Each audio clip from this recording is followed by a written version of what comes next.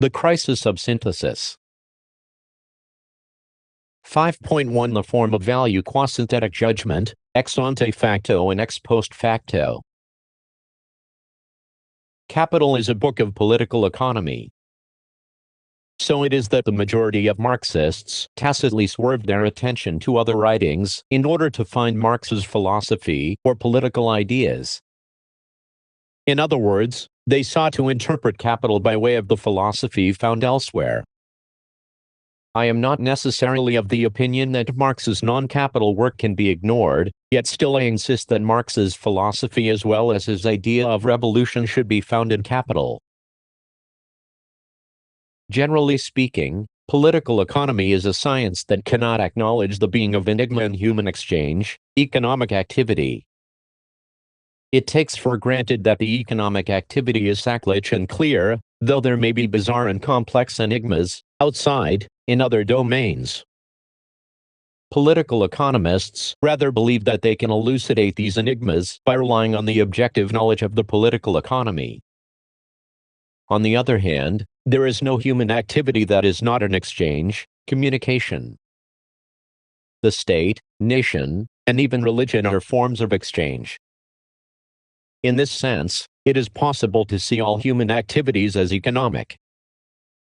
Seen in this way, the domain of political economy is not necessarily more simple, practical, and objective than others. The world of political economy, the world organized by money or credit is, precisely like the world organized by gods and faith, totally phantasmagoric, yet powerful in its ability to bind and trample our beings. Classical economists had sought to approach the issue of commodities value from the vantage point of labor. They had seen money merely as the index of labor value. To them there was no enigma of money. Based upon the experience of observing the newly appeared industrial capitalism, they had been inclined to defy the previous forms of capital, merchant capital and interest-bearing capital. Then, Marx intervened. He sought to reconsider capital from the vantage point of merchant capital and interest-bearing capital. He presented the accumulation of capital using the formula MCM. Marx especially paid attention to interest-bearing capital, that is, the antediluvian form of capital. We have seen how merchants' capital and interest-bearing capital are the oldest forms of capital. But it lies in the very nature of the matter that interest-bearing capital should appear to the popular mind as the form of capital par excellence. In merchants' capital we have a mediating activity, whether this is considered as fraud, labor or whatever. In interest-bearing capital, on the other hand, the self-reproducing character of capital, self-valorizing value, the production of surplus value, appears as a purely occult quality. The retrospection to the oldest form of capital is not due to any historical concern. It derived from his keen awareness that the formula of merchant capital and interest-bearing capital was presently at work and transforming the world. He returned to the old form, precisely because it was imperative to disclose the notion of the market economy as an ideology of industrial capital. He did this by a retrospection. The formula, MM, itself expresses that the money is not spent here as money, but is only advanced, and is thus simply the money form of capital, money capital. It further expresses the fact that it is the exchange value, not the use value, that is the decisive inherent purpose of the movement. It is precisely because the money form of value is its independent and palpable form of appearance that the circulation form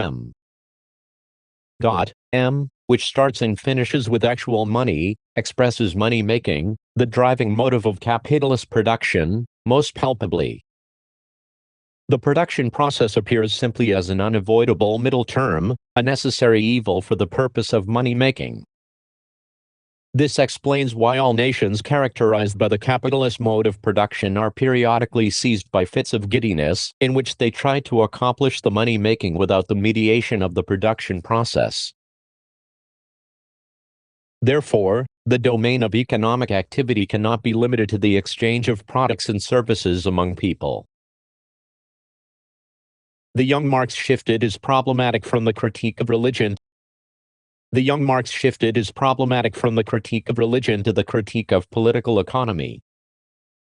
And in Capital, he discovered that the economic world was the ultimate religious world. A commodity appears at the first sight an extremely obvious, trivial thing. But its analysis brings out that it is a very strange thing, abounding in metaphysical subtleties and theological niceties, that is to say that in the simple commodity lurks the essential problem of metaphysics and theology. By way of speaking of the economic problematic, the Marx of Capital was actually wrestling with the issues of metaphysics and theology more than any other work. Adam Smith maintained that commodity consisted of use value and exchange value. But for such a synthesis to be established, first of all the commodity must be exchanged with another commodity, an equivalent. Smith obviously thought of commodity in an ex post facto manner. For him, exchange value is equal to purchasing power, namely, money power, or, in other words, every commodity is already and tacitly money, and currency is just a denominator of the value. And the exchange value is determined by the amount of labor time expended on the production. Smith and Ricardo both erased money, as it were, by first considering it as inherent in each commodity. This is isomorphic to the humanism of Feuerbach, for instance, that denies God by first internalizing God, qua common species being, in the individual. Like classical economists, Marx, too, claimed that commodity was use value and value at the same time. The difference was that he grasped it as a synthesis that might happen in the future. He saw it ex ante facto. Seen in this way, there is no guarantee as to whether the synthesis is realized. What does this difference, to see ex post facto and ex ante facto, really mean? We should scrutinize this by returning to Kant. In Critique of Judgment, Kant distinguishes determinative judgments, which categorize concrete individual facts by established laws, from reflective judgments which pursue a new universality that subsumes the exceptional facts that are not yet categorized by established laws. The difficulty of synthetic judgment is obviously concerned with the latter. The assumption that reflective judgment proceeds smoothly is only made possible by doctrinal faiths, doctrinal and Glauben, but once verified by some way, a reflective judgment turns into a determinative judgment.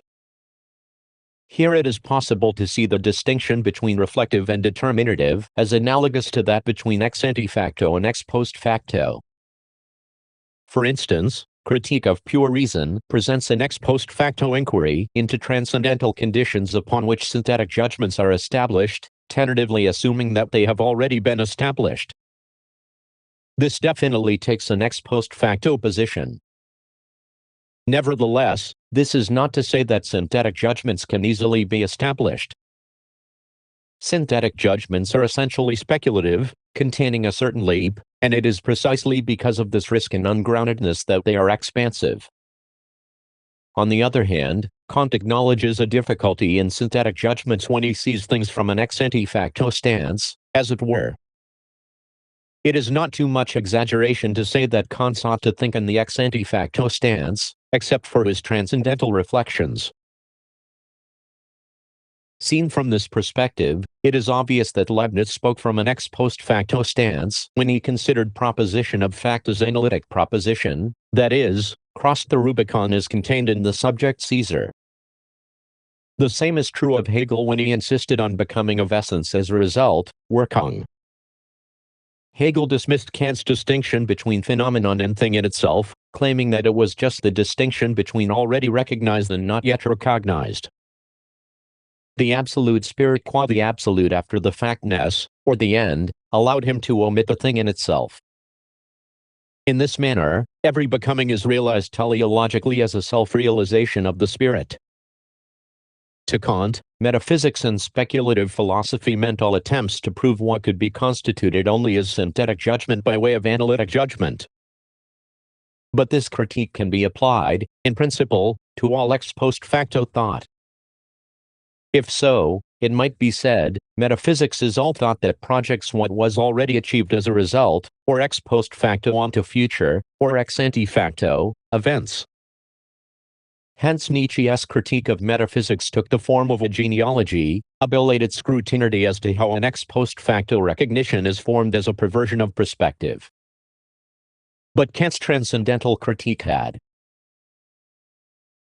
already been genealogical in the sense that it sought to reveal that the points of departure of empiricists and rationalists, sensibility and concepts, are already and always end results of the mediation by certain symbolic forms Caesar.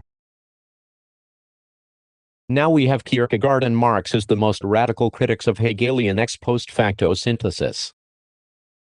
In their respective contexts, both stressed the salto mortale is apodictically contained in synthetic judgments. Kierkegaard said that speculation is backward-looking, while ethics is forward-looking.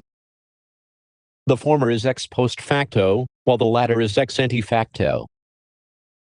To Kierkegaard, acknowledging Jesus as Christ is equal to the synthetic judgment, a man called Jesus is God. For Hegel, Jesus as Christ was proven by the historical fact that Christianity expanded, while Kierkegaard questioned whether we could know it contemporaneously, namely, ex ante facto. It is only the faith as salto mortale that allows us see the man Jesus appearing in all of his lowliness as God. Kierkegaard saw man as a synthesis of finity, sensibility and infinity, understanding. But whether or not the synthesis is established cannot be determined by the ego self. This requires the intervention of the other, qua Christ. That is to say that in order to realize the ego as a synthesis, the salto mortale is sine qua non. Kierkegaard called his synthesis the qualitative dialectic, and what I want to say here is that the same critical dialectic is found in Capital, though Marx is often considered to be antagonistic to Kierkegaard. Marx's dialectic is not a materialist version of the Hegelian dialectic, as consistently claimed, but a qualitative dialectic, which consciously involves the critical fissure, qua crisis, of synthetic judgment, qua capital. The approaches of Kierkegaard and Marx point to a universal problematic, beyond differences of domains, namely, religion, art, political economy, concerning after the factness and before the factness and synthetic judgment. Considering commodity to be use value, and value assumes a synthesis of sensuous and supersensuous, finite and infinite, and the synthesis is not possible if not for a leap. Herein Marx saw an antinomy. All commodities are non-use values for their owners, and use values for their non-owners. Consequently, they must all change hands. But changing of hands constitutes their exchange, and their exchange puts them in relation with each other as values and realizes them as values. Hence commodities must be realized as values before they can be realized as use values. On the other hand, they must stand the test as use values before they can be realized as values. For the labor expended on them only counts insofar as it is expended in a form which is useful for others. However, only the act of exchange can prove whether that labor is useful for others, and its product consequently capable of satisfying the needs of others. Elsewhere, Marx said, cm. First metamorphosis of the commodity, or sale. The leap taken by value from the body of the commodity into the body of gold is the commodity salto mortale, as I have called it elsewhere. If the leap falls short, it is not the commodity which is defrauded but rather its owner. In the strict sense, the unsold and discarded commodity is defrauded, too. Whether or not the commodity is valuable is determined only after the salto mortale of the exchange. The commodity that is not sold is entrapped in the form of wanting and despair to be oneself, or in sickness unto death from Kierkegaard. Commodity may be seen as a synthesis of use value and exchange value only inasmuch as seen from the ex post facto stance, while such a synthesis does not exist ex ante facto. The value of a commodity can come into existence only after it is exchanged with another commodity, an equivalent. What Marx sought to grasp as value form is the situation in which a commodity can attain value only by being exchanged by another commodity. This is to say that Marx attached importance to use value. Since classical economics started from the result of commodities already being placed in equivalency, it did not have to worry about the phase in which whether a commodity has use value, utility or not to others is crucial. Taking for granted the equivalence, it posited the expended labor as the common essence included in every commodity. Seen from the ex ante facto stance, on the other hand, no matter how much labor is expended on production, a commodity's use value to others has to be questioned. Rejecting Smith and Ricardo's labor theory of value as metaphysics, neoclassical economists premise the perspective of utility for buyers. For them, Marx was just an epigone of classical economics. In a reverse of their understanding, however, Marx, of capital in particular, started from the point that a commodity has to have use value to others in order for it to have value.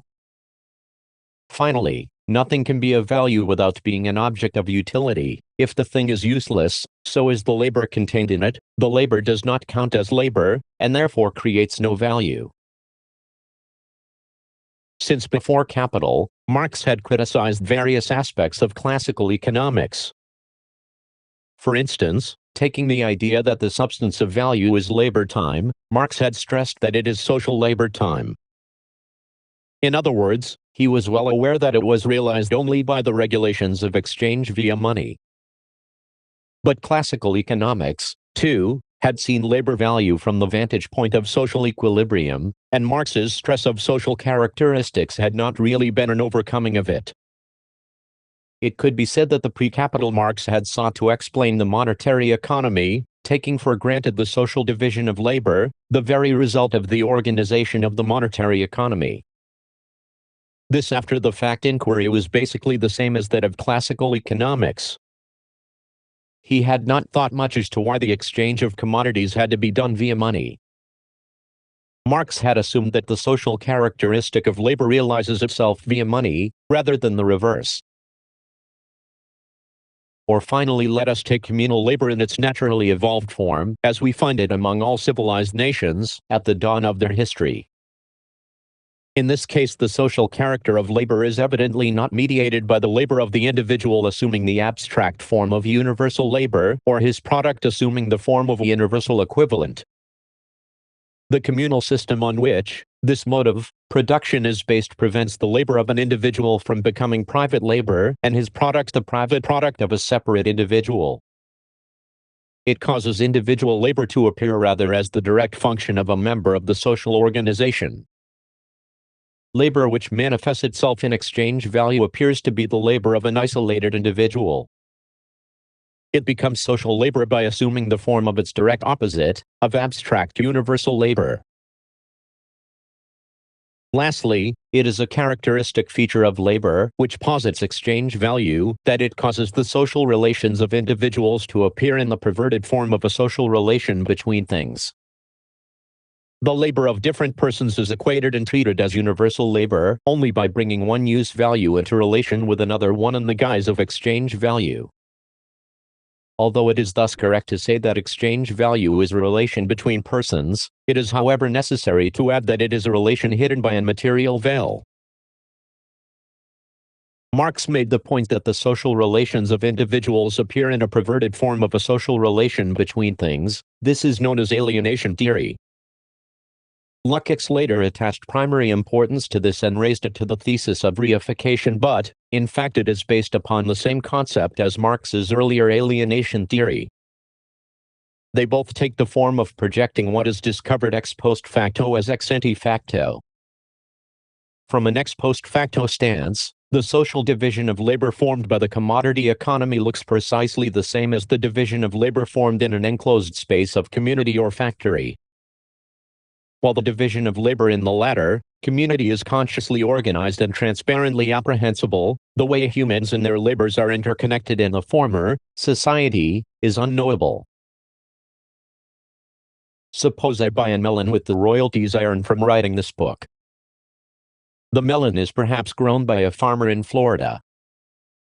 he can never know that his labor is placed in equivalency with my labor. Furthermore, between the farmer and me lies capital. If we can detect a division of labor between us, it would be only from an ex post facto position, from which everything becomes transparent. Certainly capital, too, contains this ex post facto view. Yet Marx opposes the idea that different commodities become equivalent because they contain the same amount of labor. Men do not therefore bring the products of their labor into relation with each other as values because they see these objects merely as the material integuments of homogeneous human labor.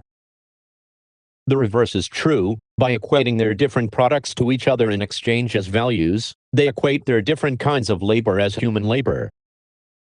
They do this without being aware of it.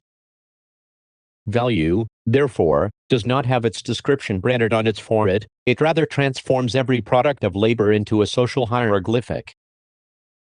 Later on, men try to decipher the hieroglyphic, to get behind the secret of their own social product, for the characteristic which objects of utility have of being values is as much men's social product as is their language. The belated scientific discovery that the products of labor, insofar as they are values, are merely the material expressions of the human labor expended to produce them, marks an epoch in the history of mankind's development, but by no means banishes the semblance of objectivity possessed by the social characteristics of labor. Only after being posited in equivalency can commodities attain a common essence, and not vice versa. Abstract labor or social labor. Time is discovered only ex post facto by the exchange, placing in equivalency. Therefore, social relation should be defined as an unconscious relation. Marx never denied the labor theory of value, because it is correct from an ex post facto stance, and because labor value was actually imposed upon all products via prices by money, beginning in the stage of industrial capitalism. In reality, world economic competition is taking place over the shortening of labor time for production or productivity of labor. Which does not mean, however, that the vantage point of labor value explains the enigma of the capitalist economy. The labor theory of value has forgotten money, that is, it has forgotten capitalism. 5.2 The form of value. What distinguishes capital from previous economic work such as a contribution to the critique of political economy or Grundrisse is the appearance of the theory of value form. It is one of the chief failings of classical political economy that it has never succeeded, by means of its analysis of commodities, and in particular of their value, in discovering the form of value which in fact turns value into exchange value. Even its best representatives, Adam Smith and David Ricardo, treat the form of value as something of indifference, something external to the nature of the commodity itself. This is true of the pre-capital Marx himself, who was, even if radically critical, within the frame of Ricardian thought. But, then, there was a radical epistemological break, much more than that in the German ideology, as Althusser claimed, between Grundrisse and capital, which was rendered by the theory of value form. We have to take its significance into deep consideration. What inspired Marx to analyze value form was Samuel Bailey's critique of Ricardo. To Ricardo, all commodities have permanent values determined by expended labor. In this case, money is gold and its value is determined by the labor time expended for its production. Bailey disagreed and insisted that the value of a commodity is expressed only relatively by the use value of another commodity, and that there is no absolute measure of value beyond the relation. Value denotes consequently nothing positive or intrinsic, but merely the relation in which two objects stand to each other as exchangeable commodities. In the circumstance that it denotes a relation between two objects, but merely the relation in which two objects stand to each other as exchangeable commodities. It is from this circumstance of constant reference to other commodities, or to money, when we are speaking of the relation between any two commodities, that the notion of value, as something intrinsic and absolute, has arisen.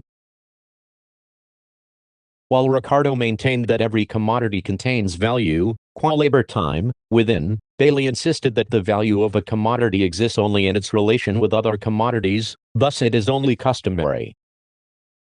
Marx's theory of value form was formed transcritically between these poles. To Bailey, values of things are little more than their relationship with other things, including gold. There is no immanent value substance. Values of things produce a chain of relations, either without a center or with innumerable centers. In reality, the incessant fluctuation of value proves the inherent centerlessness. Ricardo also saw the difficulty of the labor input theory of value therein. In fact, in the beginning of the section on value form and capital, Marx, too, deployed an account of the fluctuation of the labor time necessary for production and its influence over relative value form. The point being that, if the value of a commodity were determined merely by its value relation with all other commodities, the whole system would be affected by the change of a single item. Bailey's comment on the subject is especially crucial. Value is a relation between contemporary commodities, because such only admit of being exchanged for each other. And if we compare the value of a commodity at one time with its value at another, it is only a comparison of the relation in which it stood at these different times to some other commodity. That is to say that commodities form a synchronic system of relation, as it were. But Bailey overlooked a simple fact, that commodities cannot be exchanged directly. All commodities are mutually interrelated, but only mediated by money qua the general equivalent.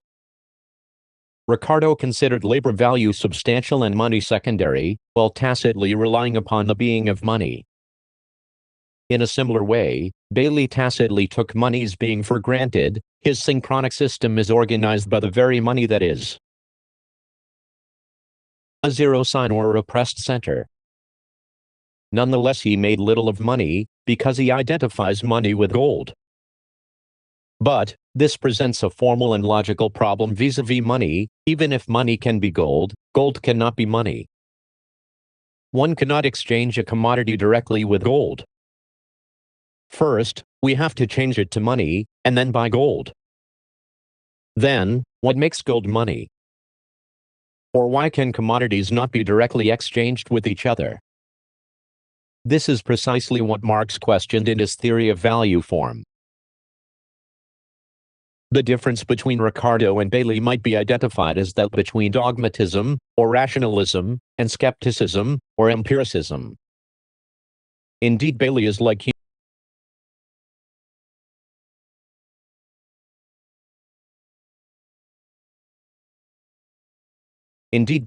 Hume, aside from Hume's own theory of political economy. As Kant's dogmatic slumber was interrupted, so was Marx, who had been dependent upon Ricardo's theory of value substance input labor, shaken by Bailey's skeptical approach. Therefore, Marx's Copernican turn in Capital is isomorphic to the Kantian turn provoked by Hume's subversive skepticism. In between object, qua use value, and value, Marx discovered the form of value which makes them what they are, from which they derive. Kant, on the one hand, rejected rationalism as metaphysics, and on the other hand, pointed out to Hume that the sense data, his point of departure, was already a product of the mediation by the form of sensibility. Hence Kant discovered symbolic form, in the term of Ernst Cassirer, in between sensibility and concept, the unmediated points of departure for previous philosophers. Such is transcendental reflection. And precisely in the same manner, Marx extracted value form, the very magic that makes products and commodities money. As I have said earlier, Hume dismissed the Cartesian ego cogito and posed plural egos instead. Then Kant intervened, rebuking the Cartesian ego as illusion. With respect to Hume's thesis, he criticized it, pointing to the function of transcendental apperception X on the basis of the plural egos. The stance to consider the excess of empirical substance is metaphysics, but we can hardly escape from the drive to consider the excess substance. In this sense, it is more correct to say that ego is not just an illusion but a transcendental illusion. The point here is that money is something like that. According to Ricardo, commodities contain exchange value in themselves, and it is money that is the denominator. That is to say, for him, money is just an illusion. Based upon this idea, both Ricardian leftists and Proudhon proposed the labor money and exchange bank as alternatives. Criticizing this position, however, Marx was still within the confinement of the labor theory of value. Then suddenly he was confronted by Bailey's critique that claimed that the value of a commodity exists nowhere but in its relationship with other commodities. Therefore, the labor value claimed to be internalized in commodities is just an illusion, and thereafter, Marx's theory of value was forged to be transcendental. It was only after the relational system of commodities was synthesized by money and each commodity was given value that classical economics was able to consider each commodity as internalizing labor value. For his part, Bailey insisted that there existed only values qua commodity relations. However, his thought neglected to question what is money that prices them. This was the same as having overlooked the agent that composes the system of commodities, namely, money as the general equivalent form in Marx's term. Money in this sense is precisely like a transcendental apperception X, in contrast to the substantial aspect of money such as gold or silver. To take it substantially is, to Marx, fetishism. Money as fetish is an illusion. But, in the sense that it is the kind of illusion that is hard to eliminate, it is a transcendental illusion. For the mercantilist and monetary system that preceded classical economics, money was a special thing. Marx called it the fetish of money. Classical economics scorned it and posed labor as an alternative value substance, yet they left the fetishism of money intact. The auto-reproductive movement of capital, MCM, itself is the product of the fetish of money. Both Ricardo, the pioneer of labor theory of value, and his critic, Bailey, the unacknowledged founder of the neoclassical school, just covered up money on the surface. At times of crises, as Marx said, people rush to money, turning back to the monetary system. Thus, the Marx of Capital traced a trajectory back to mercantilism passing Ricardo and Bailey. And by criticizing both of his predecessors, Marx revealed the form, the transcendental form, that constitutes the commodity economy. For Marx, what makes a certain thing, namely, gold, money is not precisely its material nature. Gold becomes money only because it is posited in a certain form, the general equivalent form. In this sense, it does not have to be gold. What Marx discovered was the form that makes objects money. In the same way, what makes objects commodity is the commodity form. Classical economists did not distinguish commodities from objects in general. They believed that objects in and of themselves had value, and it was here that Marx inserted his break, stating that what makes objects commodity is the commodity form. To understand this, Marx's formalist intervention, I refer to language. In linguistics, the material voice sound and the phoneme, that which discriminates meaning, are distinguished. The phoneme is already a form that renders signification. In the same sense, objects and the objects posited in the commodity form are different. The use values of commodities provide the material for a special branch of knowledge, namely the commercial knowledge of commodities. Use values are only realized verwirklicht, in use or in consumption. They constitute the material content of wealth, whatever its social form may be. In the form of society to be considered here, they are also the material bearers Trager, of exchange evolu. In value form, the value of a commodity is expressed by the use value of another commodity. In this case, use value should be considered as a signifier rather than as just material function. It is a material form for value. Lacking this differentiation, classical economists could not distinguish goods, and their production, from commodities, and their production. Missing this distinction is equal to missing the distinction between production in the capitalist commodity economy and other kinds of social productions. To say it differently, classical economics did not distinguish them because they assumed that capitalist production would sooner or later prevail against all other productions. And this assumption was wrong.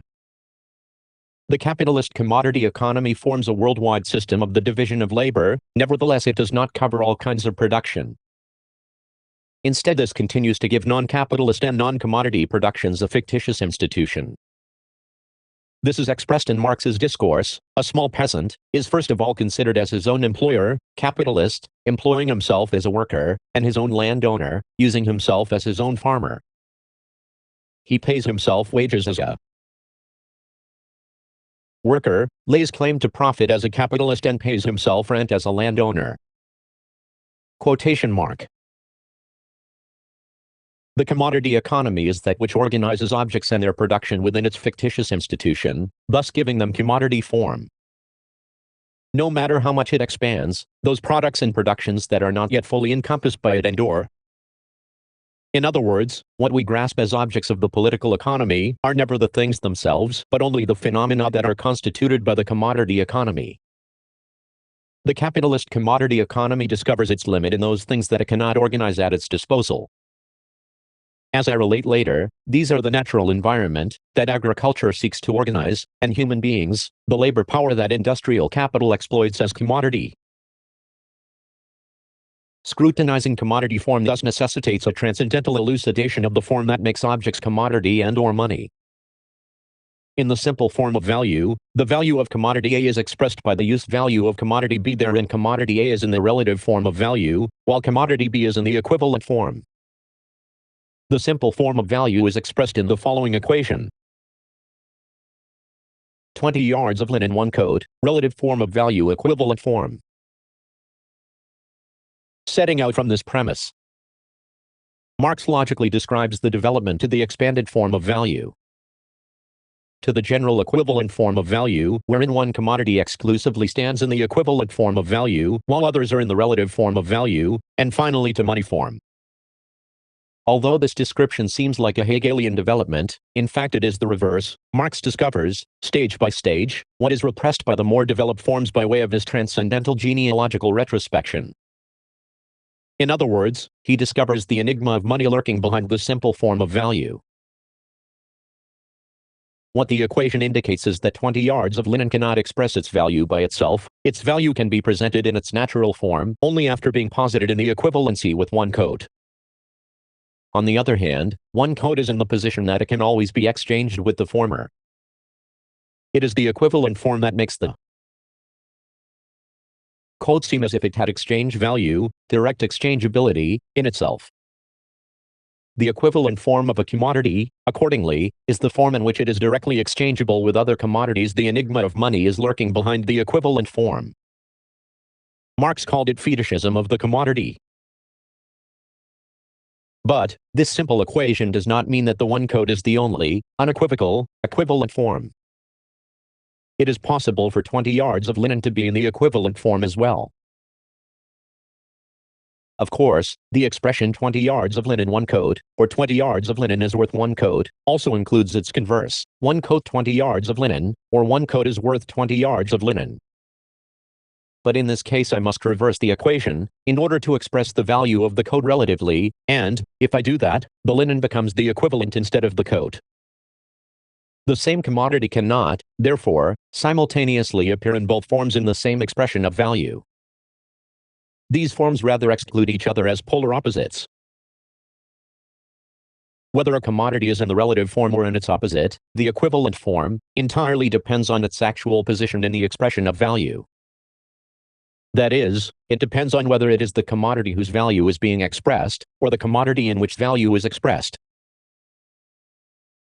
Thus it is strictly up to its position whether a thing is a commodity or money. A thing can be money only because it is posited in the equivalent form. And the thing can also be a commodity when posited in the relative form of value. The relative form of value and the equivalent form are 2 inseparable moments, which belong to and mutually condition each other, but, at the same time, they are mutually exclusive or opposed extremes, that is, poles of the expression of value. In the money form, gold or silver occupies the position of the general equivalent form, while everything else is placed in the relative form of value.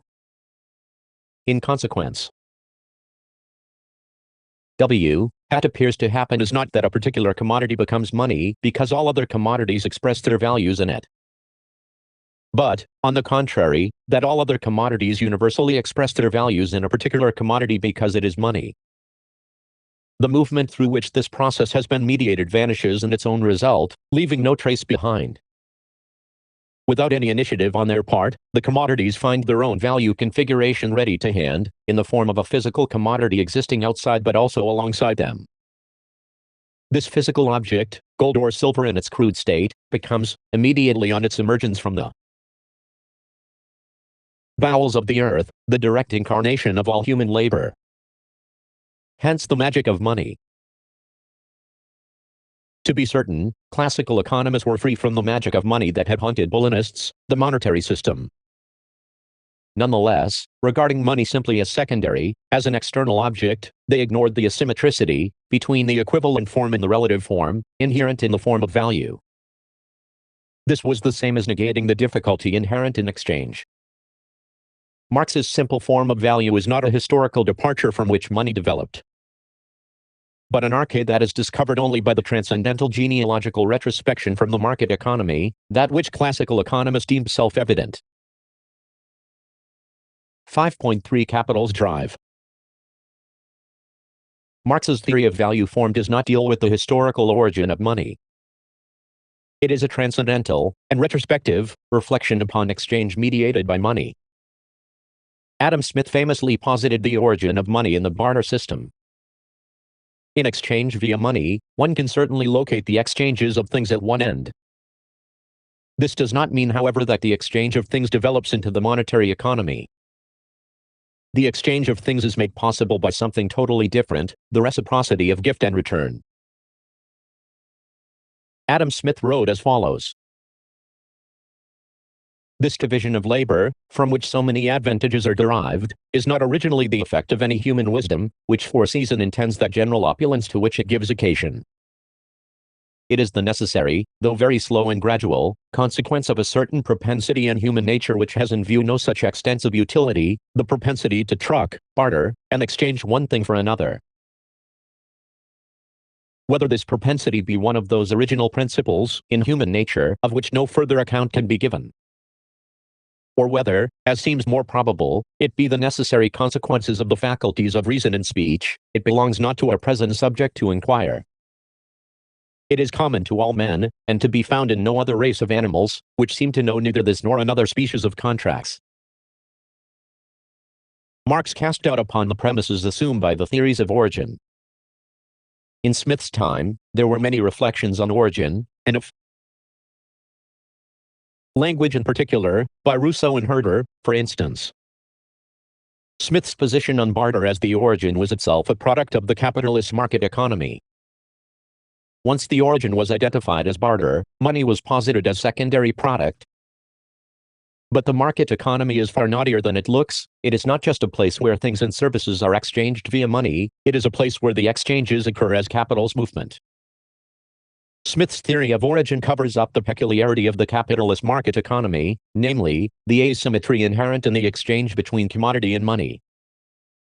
The implication is that the position of money form and the position of commodity form are not symmetric. Those who are in money form, the buyer, and those who are in commodity form, the seller, are not symmetric.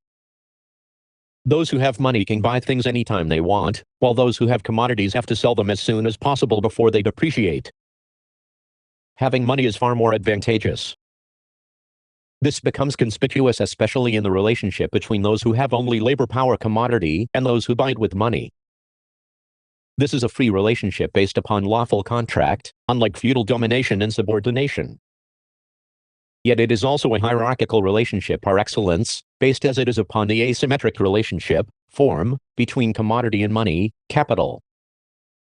Speaking of the origin of money, Smith gives the impression that the symmetry in the relation of exchange is a permanent natural form, based upon human instinct.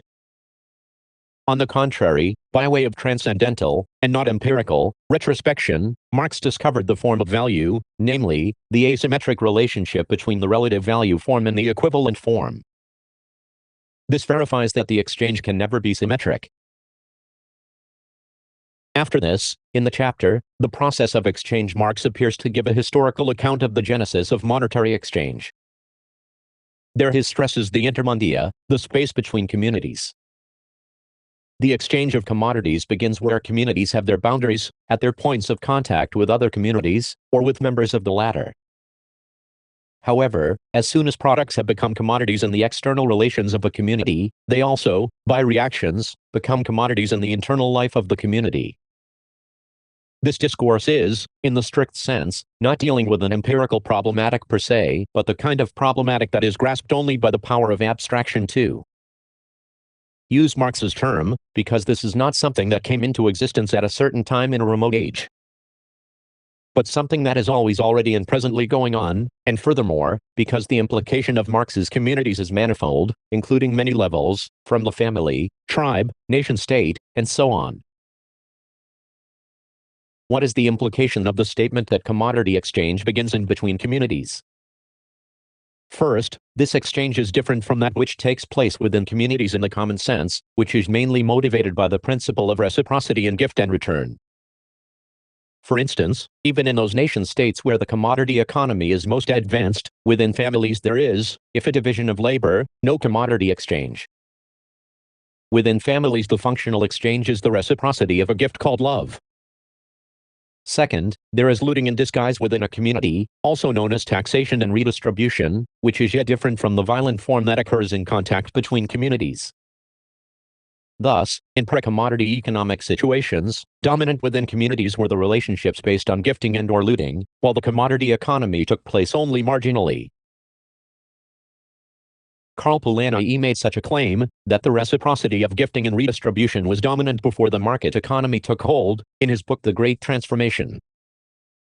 Here the point I would like to stress is that redistribution is, from the beginning, a form of plunder, or more to the point, an institution in order to plunder continuously.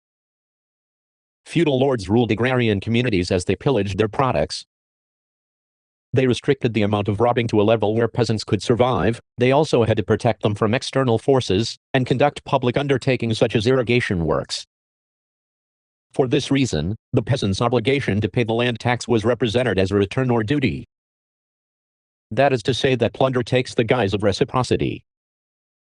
This form of redistribution was essentially consistent with that in absolutist monarchies as well as nation-states. By redistributing the tax it levies, the state apparatus seeks to resolve class conflicts and solve unemployment problems. And again all of these are represented as the state's gift. Plunder is compulsive, while the reciprocity of gifting assumes a different kind of compelling power. That is, a gift compels the gifted to make a return, as typically observed in potlatch, gifting the other is returned by the other's double gift, and this reciprocity continues ad infinitum. This compelling power is different from the one in exchange, that enforces the carrying out of a contract. This power, called mano or hua by some aboriginals, is driven by the psychological feeling of debt. Functionalist anthropologists interpreted this reciprocity of gifting as having resulted in exchange. Herein the exchange had not been intended. Therefore, gift and commodity exchange should be deemed a genealogically unrelated, but coexisting difference. And it is never likely that commodity exchange would cover the whole domain of human exchanges, precisely like commodity production remains a part of production in general. Even in fully developed capitalist economies, where commodity exchange reaches its zenith by way of commodifying labor power, commodity exchange remains strictly partial. The forms of robbery and gifting persist even in the stage in which commodity production and commodity exchange appear to permeate to the limit. Marxists typically held that the economic domain was a base structure, while state and nation were superstructure. Furthermore, they restated that the superstructure nevertheless was relatively autonomous to, though determined by, the economic base. First, the very notion that the capitalist economy is base or infrastructure is itself questionable. The world organized by money and credit is rather one of illusion, with a peculiarly religious nature. Saying this from the opposite view, even though state and nation are composed by communal illusion, precisely like capitalism, they inevitably exist thanks to their realistic grounds. So it is that we cannot dissolve them by saying that they are illusory. It must be thought that capital, state, and nation are independently based on different principles of exchange. It is difficult to distinguish them because they formed a trinity at the beginning of the bourgeois modern state that still persists. It is thus necessary to distinguish the principles of exchange, according to each type. This attempt should be different from a historiographical analysis, rather a kind of transcendental retrospection. We would discover herein the three types of exchange, the reciprocity of gift and return, plunder and redistribution, and commodity exchange via money. What is more, there is another type of exchange, we call this association. This is based upon a principle distinct from either of the three. Therein the exchange would no longer be exploitive like that in the state and capital. The reciprocity would be spontaneous and open, unlike that in the agrarian community. It is possible to say that in the beginning of modernity the commodity exchange expanded dramatically, overpowering other types of exchange. No matter how much it expands, however, it won't be able to assimilate every domain. In this sense, today's prospects based on the globalization fever are wrong. First, as Marx said, it is the juridical relation, whose form is the contract. In other words, it already relies on the state apparatus that guarantees and protects the execution of the contract by means of violence. Second, it won't be able to decompose the traditional community entirely. For instance, it won't be able to replace the family relationship with the commercial relationship in the market economy. It has to rely on the non-commercial relationship within family. Furthermore, the commodity economy cannot totally assimilate agricultural production. Capital has to depend on the relations in family and community, especially in order for the production of humans and nature. The capitalist economy can exist upon the premise of the non-pre-capitalist mode of production. Therefore, these other forms will persist, no matter how far the capitalist market economy is globalized. Later on, I scrutinized the cases of the state and nation. Here it is crucial to note that capital, state, and nation should be seen as different forms of human exchange, and not structured like the architectonic metaphor, base superstructure. It is important to understand the hardship entailed in human exchange, the hardship that is responsible for the endurance of the oppressive forms of capital, state, and nation. Adam Smith did not distinguish commodity exchange from exchange in general. This is the same as identifying the social division of labor by commodity exchange with the division of labor within communities. He takes for granted the principle of the market economy as a suprahistorical principle.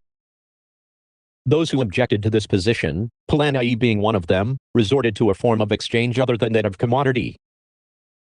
Levi-Strauss and George Bataille interpreted exchange in a wider sense. Levi-Strauss approached the structure of kinship from the vantage point of the exchange of women. According to Bataille, gift is a form of exchange, and the commodity economy is just a part of the general economy. Neither of these attempts tackled the problematic inherent in commodity exchange, even if they proved the historicity and partiality of the market economy. Notwithstanding that it is based upon consensus, commodity exchange produces a hierarchical relationship.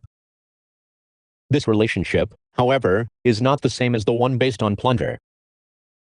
The hierarchy inherent in the capitalist economy derives from the asymmetric relationship between commodity and money. This is based upon the fact that commodity cannot be exchanged if not mediated by the equivalent, money. Hence Marx retrospectively inquired first into the form of value that nurtures commodity and money, rather than the owner of commodity and the owner of money themselves. Every individual can be the owner of a commodity and/or of money. Yet the commodity-money relationship, that's between the relative form of value and the equivalent form, persists. Capital can sustain itself inasmuch as it self-reproduces and self-valorizes. This movement must persist no matter who the agents and what they think. This has nothing to do with individual desire and will. For this precise reason, Marx said, "To prevent possible misunderstandings, let me say this. I do not by any means depict the capitalist and landowner in rosy colors. But individuals are dealt with here only insofar as they are the personifications of economic categories, the bearers trotter, of particular class relations and interests. My standpoint, from which the development of the economic formation of society is viewed as a process of natural history, can less than any other make the individual responsible for relations whose creature he remains, socially speaking, however much he may subjectively raise himself above them. In this domain, individuals cannot be the subject as they are, except that, if they can be subjective, active, it is only as an agent of the category of money. So it is that the capitalist can be active. However, capitalists are also confronting hardship. Surplus value can be attained only by the wage workers in totality buying back what they produce. That is to say that capital at least once has to stand in the position of buyer, being subordinated to the will of the wage workers, who are in the position of seller. Here there is a dialectic that is different from the Hegelian dialectic, based upon the relationship between master and slaves, based upon plunder. The neoclassical economists overlook this dynamic relation between categories that entails an overturn. They assume only consumers and corporations as the subjects of economic activity, and speak of the issues of the market economy, as if the crux were just how corporations could respond to the demands of the consumers. This position forms a stagnant parallelism with the majority of Marxists, who are only concerned with the class domination that exists in the production process. For both classical and neoclassical economists, the task is to elucidate how the social equilibrium can be achieved when individuals are acting for their maximal interest, i.e., either profit or utility. This thematic belongs to the matter of the market economy and its mechanism. It has nothing to do with the foundational question, what is capitalism? These economists start from the individuals and companies who pursue their maximal interests. Yet these individuals themselves are the products of the commodity economy, and thus historical. Their desire itself is already mediated. In order to shed light on this, we have to return to the form of pre-industrial capital, rather than focusing on the characteristics of advanced industrial capital. Classical economics dropped money because its predecessor, the ideology of mercantilism, had supported the accumulation of money by trade. Money gives anyone the right to exchange directly with anything, anytime, and therefore, everyone seeks to have it. This is the fetish of money. Nonetheless, Marx's objective was no longer simply to criticize the illusion of bullionism. Classical economists had already attacked the money fetishist thinking of mercantilism, and Marx acknowledged this as their great contribution. That they opposed the money-centered stance of mercantilism and sought to reconsider the value of commodity from the vantage point of the process of production. Meanwhile, he himself was consistently concerned with money qua metaphysical conundrum. He wrote about it in a contribution to the Critique of Political Economy. Only the conventions of everyday life make it appear commonplace and ordinary that social relations of production should assume the shape of things, so that the relations into which people enter in the course of their work appear as the relations of things to one another and of things to people. This mystification is still a very simple one in the case of a commodity. Everybody understands more or less clearly that the relations of commodities as exchange values are really the relations of people to the productive activities of one another. The semblance of simplicity disappears in more advanced relations of production. All the illusions of the monetary system arise from the failure to perceive that money, though a physical object with distinct properties, represents a social relation of production. As soon as the modern economists, who sneer at the illusions of the monetary system, deal with the more complex economic categories, such as capital, they display the same illusions. This emerges clearly in their confession of naive astonishment when the phenomenon that they have just ponderously described as a thing reappears as a social relation and, a moment later, having been defined as a social relation, theses them once more as a thing. The magic of money was no longer the concern for classical economists. Money, for them, was just a barometer of value, labor time immanent in commodity, or a means of circulation.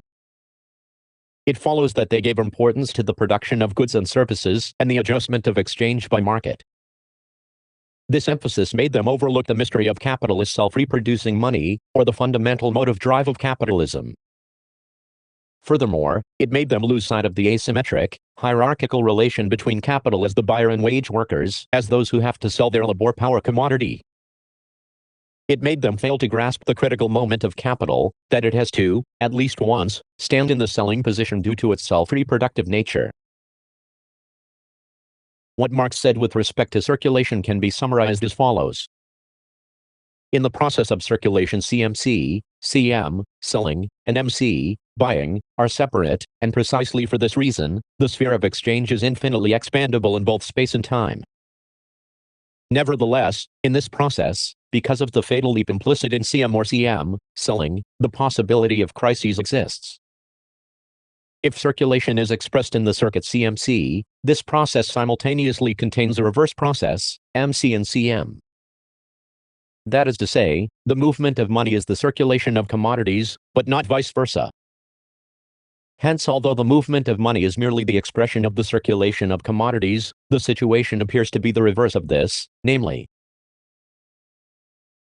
the circulation of commodities seems to be the result of the movement of money. Therefore, CMC and MCM seem like the front and back of the same cycle, but are completely different because the initiative of the circulation is seized and controlled by the possessor of money. The movement of capital is, simply expressed, MCM, MM. In vulgar economics, capital simply means funds, while to Marx capital means the whole process of metamorphosis, from money to production equipment raw material, to products, and to money again. If the metamorphosis is not complete, namely, if capital cannot complete its self-reproduction, it is no longer capital. But, because the metamorphosis appears as the circulation of commodity, the movement of capital is concealed within. For this reason precisely, in the imagination of classical and neoclassical economists, the self-reproductive movement of capital is dissolved within the circulation of commodities, or in the process of the production and consumption of goods.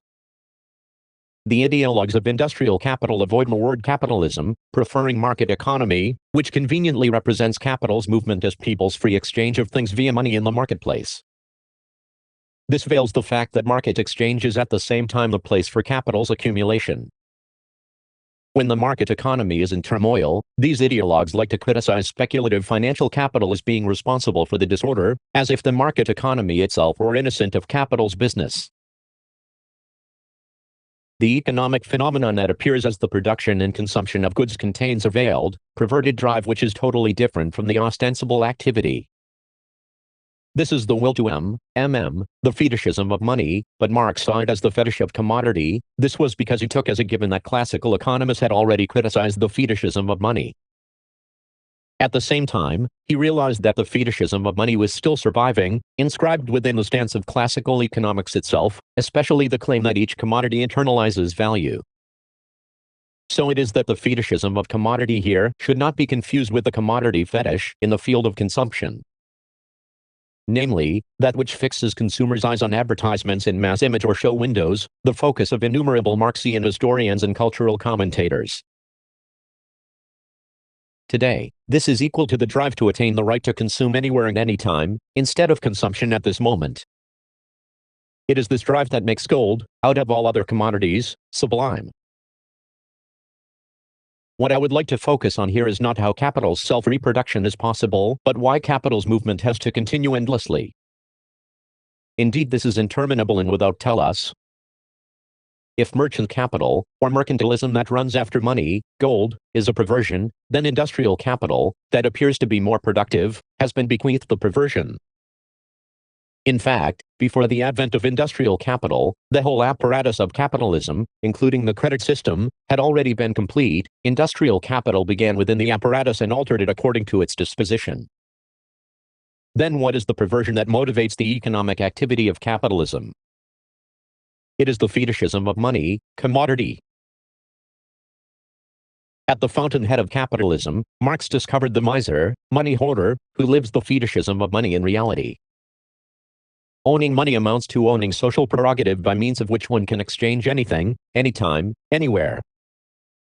A money hoarder is a person who gives up the actual use value in exchange for this right, treating money not as a medium but as an end in itself. Plutolatory, or the drive to accumulate wealth, is not motivated by material need.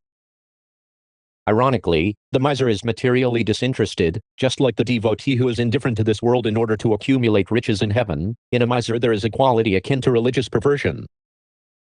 In fact, both money-saving, hoarding, and world religion appeared at the same time, that is, when circulation, which was first formed in between communities and gradually interiorized within them, achieved a certain global nature. Therefore, if one sees the sublime in religious perversion, one should see the same in a miser's perversion, or if one sees a certain vulgar sentiment in the miser, one should see the same in the religious perversion. It is the same sublime perversion. The hoarder therefore sacrifices the lust of his flesh to the fetish of gold. He takes the gospel of abstinence very seriously. On the other hand, he cannot withdraw any more from circulation, in the shape of money, than he has thrown into it, in the shape of commodities. The more he produces, the more he can sell. Work, thrift, and greed are therefore his three cardinal virtues, and to sell much and buy little is the sum of his political economy. The motive for hoarding money does not come from the desire, whether or not mediated by the desire of others, for material use value. It must be said that all psychological or physiological approaches to analyzing this motive are altogether more vulgar than the miser himself, because lurking behind the motive of the miser is a religious problem, as it were. Because material can be purchased any time if money is saved, there is no need to stockpile. So it is that saving or accumulation itself begins in the saving of money. Saving money instead of material is not caused by any technical limitation of saving material. Outside the sphere of the monetary economy, there is no autotelic impulse to save in any community. As George Bataille said, in such communities, excessive products are just expended. Far from being motivated by need or desire, saving is rooted in perversion, the opposite of need or desire, and, in reverse, it is the saving that creates in individuals the more than necessary need and multifarious desire. To be sure, the savings of the miser and the capitalist are not the same. While the miser attempts to be left out of the circulation process by selling much and buying little, the capitalist has to voluntarily leap into the auto movement MM. Use value must therefore never be treated as the immediate aim of the capitalist, nor must the profit on any single transaction. His aim is rather the unceasing movement of profit-making. The boundless drive for enrichment, this passionate chase after value, is common to the capitalist and the miser, but while the miser is merely a capitalist gone mad, the capitalist is a rational miser. The ceaseless augmentation of value, which the miser seeks to attain by saving his money from circulation, is achieved by the more acute capitalist by means of throwing his money again and again into circulation. What motivates the movement of merchant capital is the same as the saving impulse, money fetishism, of a miser. Merchant capital's saving of money in consequence realizes the saving of goods, though it appears less as an accumulation of various products from various places than as an expansion of the process of circulation or of production and consumption. The same can be said of industrial capital. It does not aim at the increase of goods, use value, as classical economics thought. In this sense, Max Weber was correct when he saw an asceticism to use value in the motivation of industrial capitalism. Puritans were rational misers, as it were. However, what drives capitalism is not their rationality but their perversion. The drive of capitalism exists in this paradoxical nature: the rejection of goods ends up accruing more goods, contributing to the accumulation of property. For this reason, negation of the desire toward consumption, the materialism, cannot amount to the criticism of capitalism. As I quoted earlier, Marx posited merchant capital and interest-bearing capital as the oldest forms of capital. But at their root are money hoarders. In reality, both usury and interest can exist only thanks to money hoarding, that which causes the shortage of money in the circulation process. Therefore, the movement of capital, the hoarding drive, that unwittingly has been forming the globalization of humanity in the world, does not have a rational motivation. In Freudian terms, it is a sort of compulsion to repeat, Wiederholungszwang. This nature comes to manifest itself in totality in the stage of capitalist production, wherein the commodity economy subsumes the labor power commodity and makes merchant capital commercial capital, merely a division of the whole system. This compulsion to repeat can be elucidated only by a retrospective query to the miser. 5.4 Money and its theology, its metaphysics. Being nurtured in between communities, merchant capital or the commodity economy has, in principle, a global nature. Capitalist production, though only partial, can affect and transform the whole world because this power comes from the sociality, global nature, of the commodity economy. As money develops into world money, so the commodity owner becomes a cosmopolitan. The cosmopolitan relations of men to one another originally comprise only their relations as commodity owners. Commodities as such are indifferent to all religious, political, national, and linguistic barriers. Their universal language is price and their common bond is money. For instance, the realistic ground for Kant's cosmopolitan society Weltbürger Gesellschaft lies in the commodity economy. In fact, Kant, too, saw the ground for perpetual peace in the development of commerce. Classical economists of the age when industrial capitalism became dominant lost any awareness of the theological nature of the commodity economy. Young Marx said, "For Germany the criticism of religion is in the main complete, and criticism of religion is the premise of all criticisms. Thus the criticism of heaven turns into the criticism of the earth, the criticism of religion into the criticism of law, and the criticism of theology into the criticism of politics." Obviously, his target was not religious people themselves, but those Enlightenment thinkers who sought to rationally abolish religion. But, abolish religion as the illusory happiness of the people is to demand the real happiness. The demand to give up illusions about the existing state of affairs is the demand to give up a state of affairs which needs illusions. The criticism of religion is therefore an embryo the criticism of the veil of tears, the halo of which is religion. His stresses that religion will never be abolished unless the real unhappiness of people within which religion grows is abolished. The theoretical criticism per se of religion cannot affect religion, the religious problematic can only be solved practically. At the same time, however, it was in the monetary economy that Marx saw secular religion, as it were. Marx's critique of the political economy was an extension of his critique of religion. In this respect, there is no epistemological break as such. While appreciating the achievements of classical economists, Marx detected the original motive of capitalism in the bullionism, monetary system, they had derided. He persisted in taking seriously the situation in which the thing, gold, is sublime. To him, the sublime quality exists not in the nature of the object in and of itself, but in its universal exchangeability. The bullionism that considered the objecthood of gold itself as sublime was not taken seriously, while, as a point of fact, the global economy in the age of mercantilism was sustained by gold as world money. This has also been the case since the advent of industrial capitalism. At moments of world crises, people all of a sudden return to gold. With respect to this religious power of money, gold, Marx, of capital in particular, would say, for England, the criticism of mercantilism is in the main complete, and this criticism is the premise of all criticisms.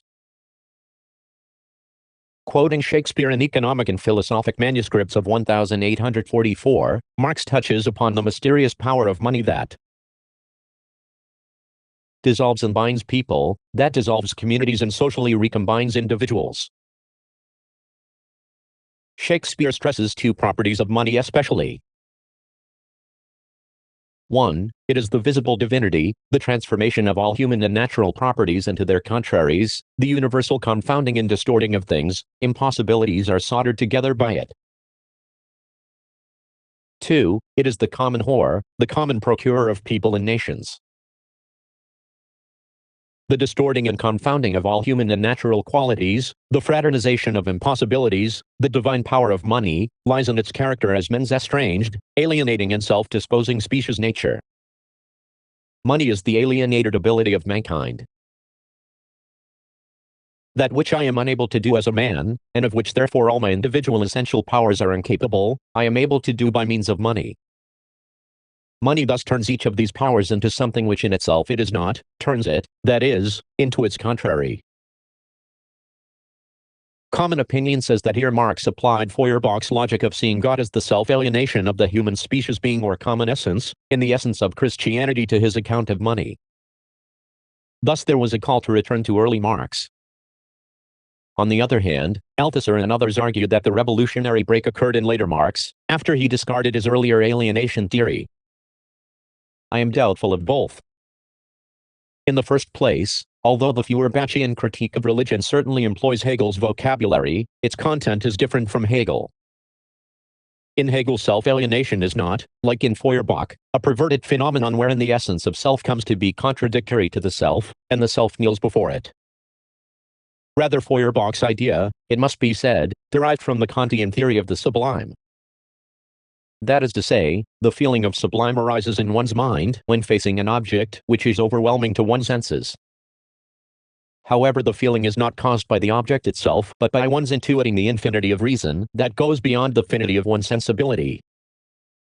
The feeling of sublime is nonetheless perceived to have come from the object itself. In this precise sense, the sublime is the self-alienation of a human's fundamental faculties.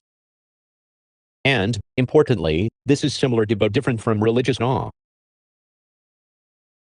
Yet Feuerbach did not persist in the Kantian position.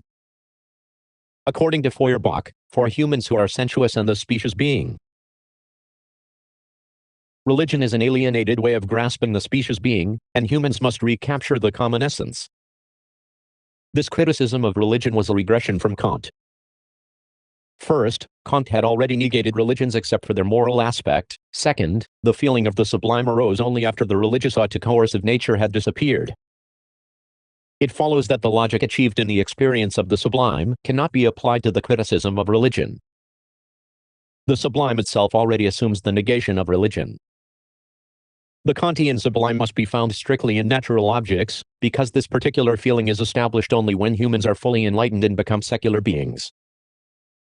Therefore, even if it is true that Marx appropriated Feuerbachian criticism of religion to the criticism of the secular capitalist economy, his theory of money would be better understood if it were approached via Kant's theory of sublime. Furthermore, unlike the Feuerbachian theory of self-alienation, Kant's theory of the sublime already contains a recognition of capitalism. That is, Kant's beauty that is discovered by disinterestedness is already a byproduct of the commodity economy, the movement that is disinterested in the qualitative differences of use-value. Nonetheless, in the case of beauty it is still inseparable from the use-value-pleasure principle, while the sublime appears as totally contradictory to the principle. By the same token, a liking for the sublime in nature is only negative, whereas a liking for the beautiful is positive. It is a feeling that the imagination by its own action is depriving itself of its freedom, in being determined purposively according to a law different from that of its empirical use. The imagination thereby acquires an expansion and a might that surpasses the one it sacrifices. But the basis of this might is concealed from it. Instead, the imagination feels the sacrifice or deprivation, and at the same time the cause to which it is being subjugated. In the sublime, a certain pleasure is attained by displeasure. Kant defines it as acquiring an expansion and a might that surpasses the one it sacrifices. Isn't this the problematic of surplus value par excellence? This is evident in the following phrase from Kant's Anthropology from a pragmatic point of view. Young man, deny yourself satisfaction, of amusement, of debauchery, of love, etc., not with the stoical intention of complete abstinence, but with the refined Epicurean intention of having in view an ever-growing pleasure. This stinginess with the cash of your vital urge makes you definitely richer through the postponement of pleasure, even if you should, for the most part, renounce the indulgence of it until the end of your life. The awareness of having pleasure under your control is, like everything idealistic, more fruitful and more abundant than everything that satisfies the sense through indulgence, because it is thereby simultaneously consumed and consequently lost from the aggregate of totality. Freud conceptualized the economic problem of masochism and Kant conceptualized the economic problem of the sublime, as it were. Here, according to our concerns, Kant seems to have likened the sublime to the hoarding drive of capitalism. The postponement of pleasure in Kant is not so much like that of Weber's Protestantism, the spirit of capitalism, but more precisely the spirit of capitalist that Marx grasped as the rational miser, insatiably looking after the pleasure of sustaining and expanding the right of direct exchangeability, rather than that of actual consumption. It has been a common practice to explain modern capitalism from the vantage point of the desire for use value, consumption. But the interminable movement of capital must be seen as the drive, Trieb, in Freudian terms, that exists beyond the pleasure principle and the reality principle, the death drive, more properly. In terms of his own position with respect to the political economy, Kant complied with Adam Smith's labor theory of value. For him, currency was not the least an enigma, neither was it sublime. He questioned how goods become money. The thing to be called money must, therefore, have cost as much industry to produce or to obtain from other men as the industry by which those goods, natural or artificial products, are acquired, for which that industry is exchanged. But how is it possible that what were at first only goods finally become money? This would happen if a powerful, opulent ruler who at first used a material for the adornment and splendor of his attendants, his court, came to levy taxes on his subjects in this material, as goods, e.g., gold, silver, copper, or a kind of beautiful seashell, cowries. Or as in Congo a kind of matting called macutes. In Senegal iron ingots. or on the coast of Guinea even black slaves, and in turn paid with this same material those his demand moved to industry in procuring it, in accordance with exchange regulations with them and among them, on a market or exchange. In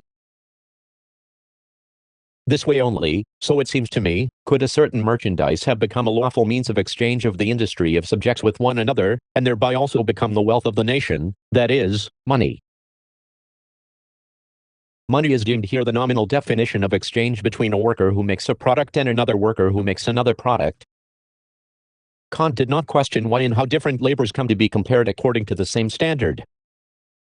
Born the son of a craftsman, Kant disdained merchant capitalism or mercantilism, like classical economists. His idea that synthetic judgment was expansive can be interpreted in the context of economic event that profit, surplus value, should be earned in the production process alone, and should not be a speculation that aims at producing difference in the circulation process.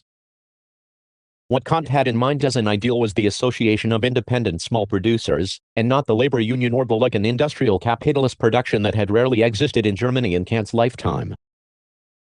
In this sense, money in Kant's term was not, and should not be, that which would turn into capital. With respect to money, however, we should refer not to his accounts of money but to Critique of Pure Reason. The implication here is, of course, that money is a transcendental illusion that one cannot easily get rid of. The previous notwithstanding, one has to keep in mind the fact that Kant did not consider the problematic of morals on a subjective level. As I have said earlier, he saw the core of morality in the imperative, so act that you use humanity, whether in your own person or in the person of any other, always at the same time as an end, never merely as a means. In other words, to Kant, to use others as a means was the major premise to begin with. This was an affirmative recognition of the social life constituted upon division of labor and exchange. For that matter, Smith's economics was primarily a division of ethics. Upon the affirmation of egoism, he sought to go beyond the contradictions caused by the egoism by introducing sympathy. Even today, political economists who question the harms of the market economy tend to resort to sympathy. Meanwhile, Kant criticized Smith's moral sentiments and sought to treat morality as an a priori law. Kant's criticism of Smith makes Kant's ethics or the kingdom of ends look subjectivist, but this could not be the case, for it was based upon realistic, economic ground. That Kant saw the kingdom of ends as a regulative idea contains a critique of the capitalist economy, precisely because the capitalist economy makes it fatally impossible to treat humanity in the person of any other as an end. Contrary to what people usually imagine, Marx rarely spoke of the future. In the German ideology, which was mostly written by Engels, Marx made the following addendum: communism is not a state of affairs which is to be established, an ideal to which reality will have to adjust itself.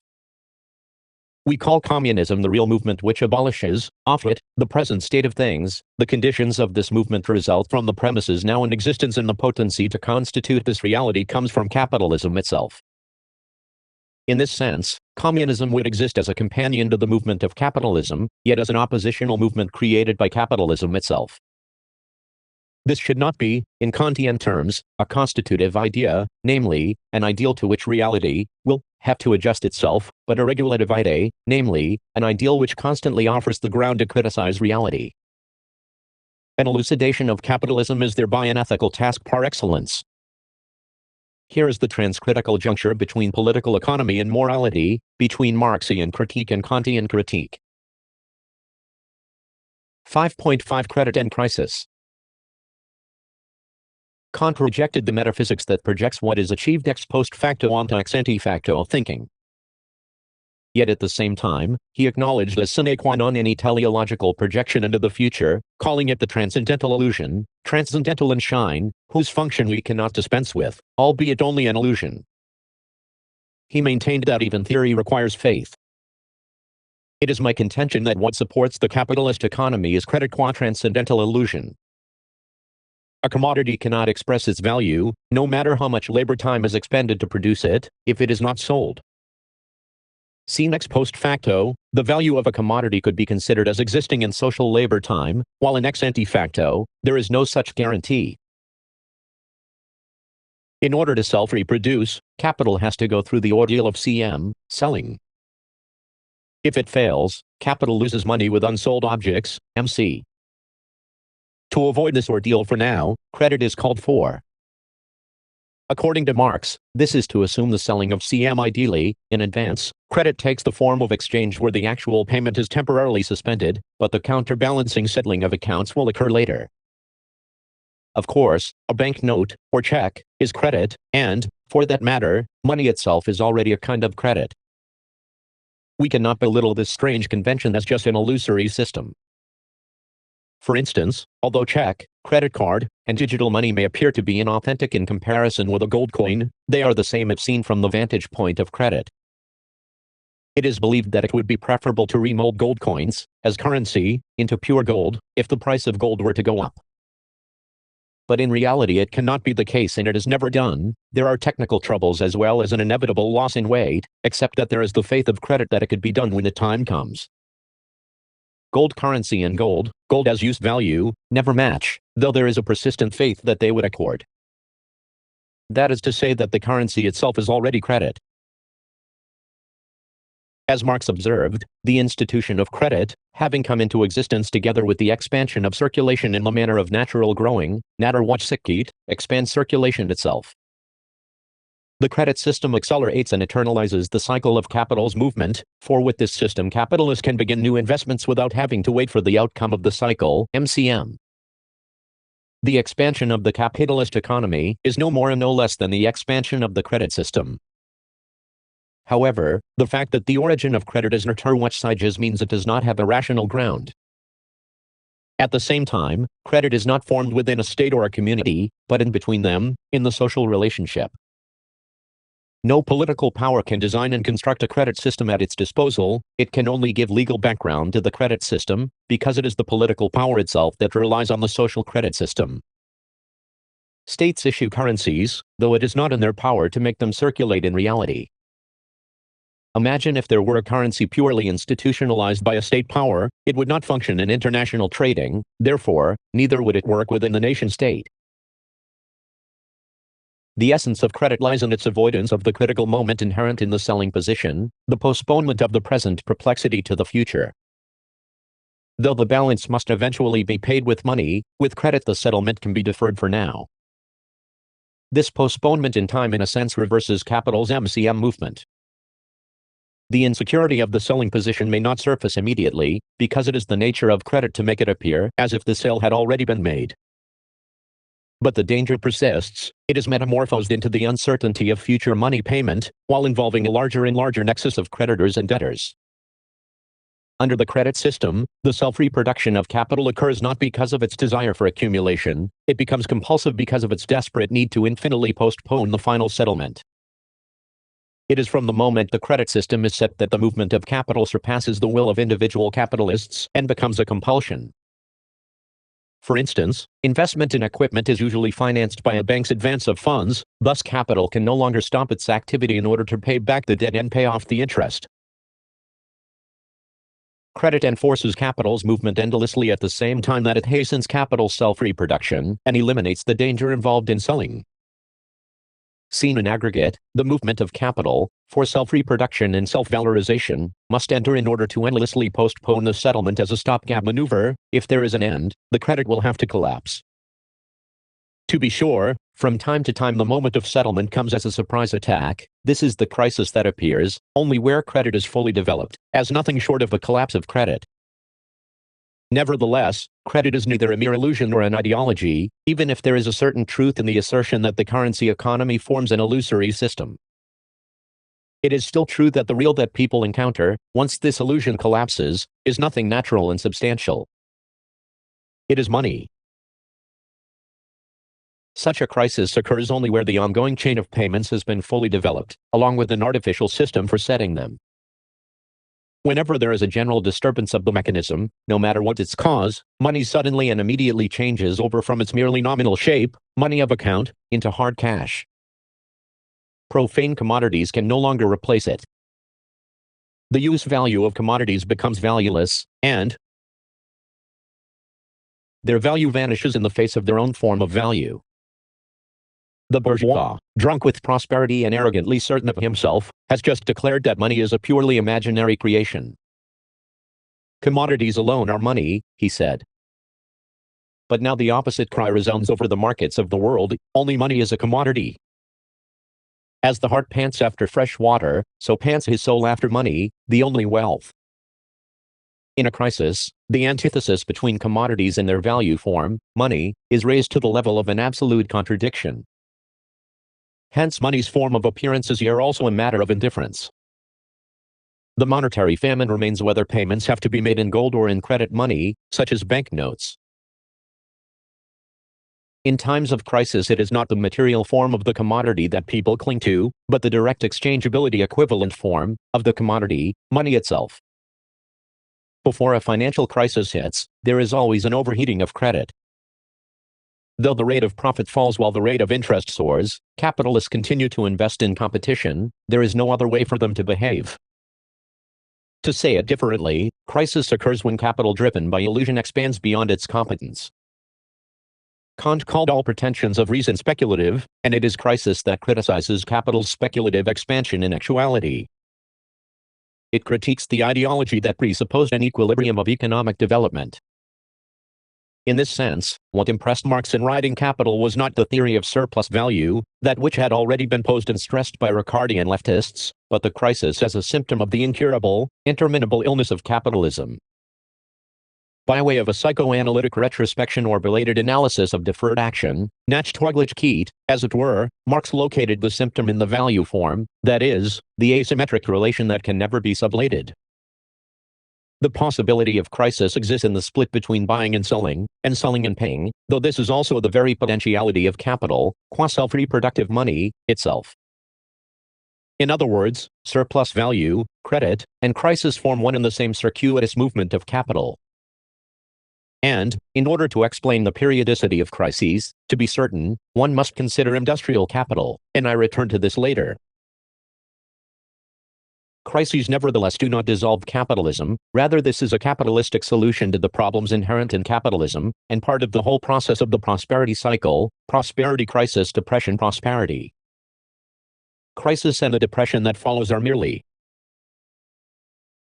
parts of the violent, or liberalistic reformation of capitalist production. The same periodical crises of Marx's age are no longer existent, precisely like the victims of hysteria caused by sexual repression that Freud encountered. Yet, so long as capitalism is a world constituted by the credit system, crises will continue to dog it. The economic process is a religiogenec process that continues to create and expand the phantasmic domain of value. And the temporality of capitalism is similar to that of Judeo-Christianity in the sense that the end is indefinitely deferred. This analogy, however, does not intend to point out a parallelism or reciprocity between economic and religious phenomena. If religion is economic, it is so in the sense that it is rooted in the burden of debt that the living feel toward the dead, or namely, the exchange between this world and that world. One should not disdain the economic. Rather, all the serious institutions of humanity, capital, state, nation, and religion should be scrutinized from the economic standpoint. Whether or not we believe in religion in the narrow sense, real capitalism places us in a structure similar to that of the religious world. What drives us in capitalism is neither the ideal nor the real, i.e., needs and desires, but the metaphysics and theology originated in exchange in commodity form.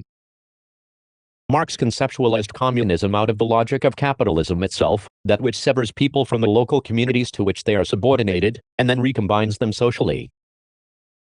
To use the rhetoric of Matthew in the New Testament, money as capital would say, "Do not think that I have come to bring peace to the earth. I have not come to bring peace, but a sword.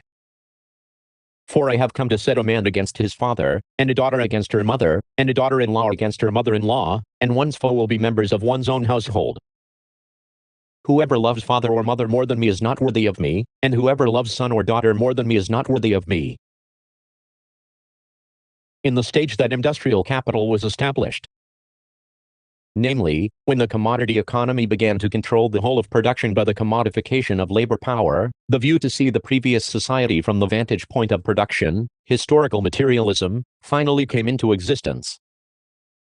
An elucidation of industrial capitalism is useful in an elucidation of previous society, but not vice versa. The Anatomy of man is a key to the anatomy of the ape. The capitalist economy cannot be explained by such concepts as power of production and the relation of production or infrastructure and superstructure. The crux to shed light on its mystery lies in the fact that capital is engendered by the essential difficulty of human exchange, and precisely for this reason, it is not easy to abolish. I would like to add, however, that it should not be impossible. As Marx pointed out, capital is engendered at the point where selling, CM, and buying, MC, are separated spatially and temporally. The separation not only fosters surplus value, but also eventually causes a credit crisis. This separation cannot be collapsed, and it is wrong to presume that direct exchange is ever possible. Since Georg Lukács, a theory of reification has been influential which problematized the situation in which the relation between humans wrongly appears as the relation between things. This problematization is, more than anything else, a construct of the consciousness of craftsmen, or producers of simple commodities living within the frame of the feudal hierarchy. For them, the relation which had been transparent and direct now appears to be reified. However, social relations between human beings in the commodity economy have been organized, from the beginning, by capital, and appear as the relation between things. There has been no other way. It has always already been the case that we never know with whom we are connected.